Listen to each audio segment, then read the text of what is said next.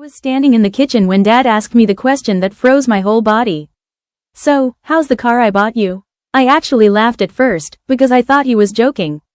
But when I looked up, he was smiling, that tired smile he wore after working back-to-back shifts. I swallowed. "Dad, what car?" His smile faded so fast it scared me. He thought I was messing with him. I thought he was messing with me.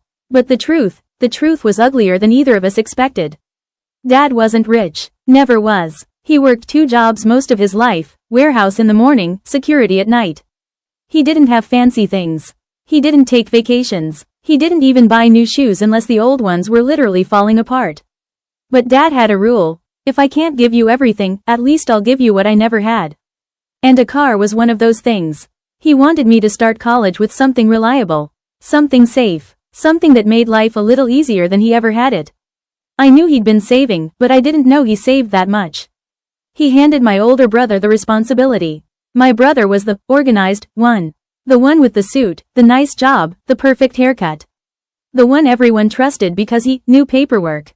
Dad gave him the documents and money to take care of the car while he worked his night shift. He believed in him, but that belief turned into betrayal. That same night, a car appeared in my brother's driveway. A shiny, used Toyota. Clean, well kept. Exactly the car Dad described wanting for me. I saw it, but I never assumed it was mine. Because my brother didn't even mention it. He just parked it, locked it, walked inside, not a word. The next morning, he told Dad, he doesn't want it. Says he doesn't need a car right now. Dad didn't question him. Why would he? He trusted his eldest. He trusted the wrong son. When Dad learned the truth, he didn't yell. He didn't scream. He didn't curse. He simply walked outside, stood in my brother's driveway, and stared at that car, the car he worked months of overtime for.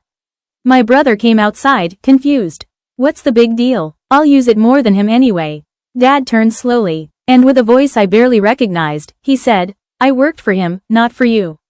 My brother tried to talk back, but Dad raised a finger. Just one, silencing him instantly. I'd never seen my father look so disappointed. Not angry, not shocked, just heartbroken. The next morning, the car keys were on the kitchen table. Dad sat across from me, drinking his coffee. He slid the keys toward me. "I'm sorry," he said quietly. "I should have asked you myself." I didn't know whether to cry or hug him. So I did both. And then Dad said something that shattered me. "I may not have much, but what I give you will always be yours." He insisted on driving me to school that morning, just like when I was a kid. He turned up the radio to his favorite old songs. Sang off key. Told me stories I'd heard 1,000 times.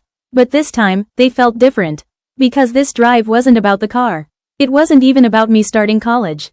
It was about a father saying, "I see you. I choose you. I love you." My brother didn't speak to us for a week. He was furious he lost the car. But Dad didn't care. He finally realized something he should have known all along. The child who stands beside you deserves more than the one who only stands in front of you. And I learned something too. Love doesn't come from money. It comes from showing up, even when no one else does.